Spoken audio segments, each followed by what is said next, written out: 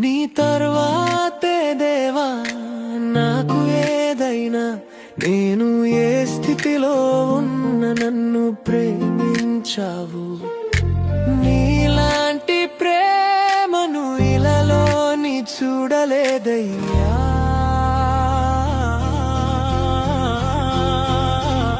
స్నేహితులందరూ దూరమైన వేళ నన్ను హత్తుకొని నిజమైన ప్రేమని జీవితంలో చూపించావు. నా రోజువారీ ప్రయాణంలో తోడుగా ఉండి సాతాను పెట్టి కీడుల నుండి తప్పించి నాకు విజయమనిచ్చావు.